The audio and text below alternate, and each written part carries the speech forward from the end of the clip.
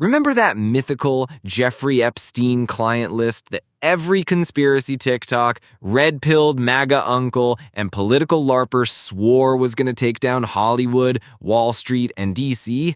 Yeah, turns out that thing doesn't even exist. Back with our law and justice lead and Elon Musk's favorite story, a new Justice Department memo reveals that the Justice Department has no evidence that convicted sex offender Jeffrey Epstein blackmailed powerful people or kept a client list or was murdered in prison. I'm not kidding. The FBI and DOJ just dropped a memo like, hey, actually, there is no client list, no secret binder, no Illuminati guestbook. After years of buildup, years of just wait, the storm is coming, what we got was a cold, bureaucratic shoulder and a press release that may as well have said, get a life. But now the Justice Department says it doesn't exist. So, Barry, who's lying and who's telling the truth here? Well, that is, the million-dollar question. The Trump administration came out and said, we're going to have, transparency for all Americans. We're going to release the files on. They even backed it up with surveillance footage from the night Epstein supposedly yeeted himself in jail. Apparently, no one entered his cell. No ninja assassins, no shadowy Clintons rappelling down the walls with piano wire, just a busted camera and your dreams shattered. And this is where Trump comes in, doing what he does best, pretending like none of this was ever his idea. When asked about Epstein in a recent cabinet meeting, this man full-on snapped. Are people still talking about this creep? Like, yes, Donnie, you were talking about it. Your entire political grift squad was talking about it.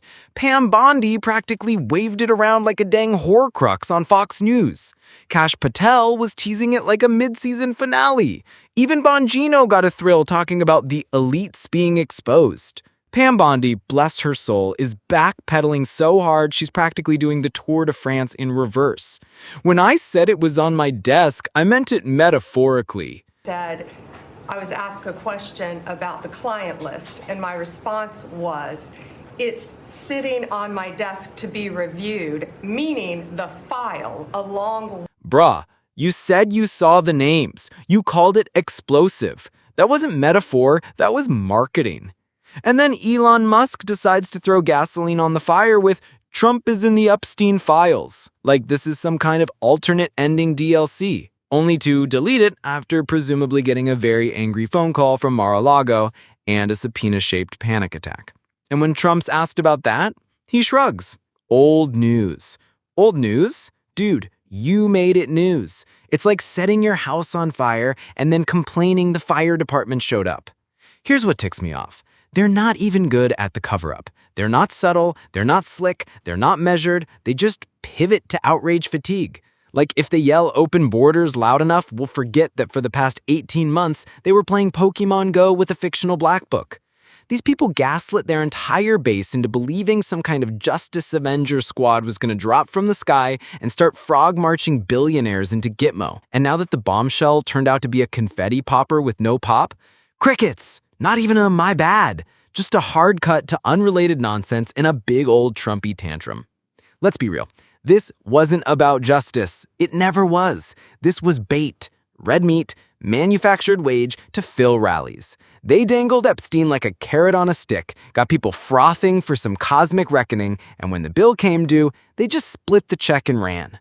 And it worked. They stirred up the mob, raked in the donations, distracted from policy failures, and now they're ghosting the Epstein storyline like it was their ex they ran into at Target.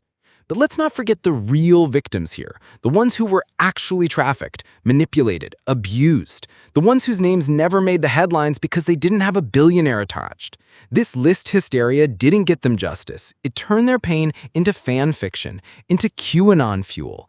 And now Trump is trying to act above it, pretending he's too busy saving America to care about that creep. Are you still talking about Jeffrey Epstein? This guy's been talked about for years. You're asking, we have Texas, we have this, we have all of the things. And are people still talking about this guy, this creep? Bro, you were in the guest logs. You and Epstein were tight in the 90s. Don't play coy now. This entire Epstein list saga was one big bait and switch wrapped in MAGA tinsel, and now that it's unraveled into a pile of government PDFs and disappointing reality, the people who sold the story are running faster than Epstein's lawyers when the camera showed up. So, at the end of the day, there was no list. Just a whole lot of noise, a lot of deflection, and a bunch of people hoping we're too distracted, too loyal, or too burned out to ask what happened to the truth they said was coming.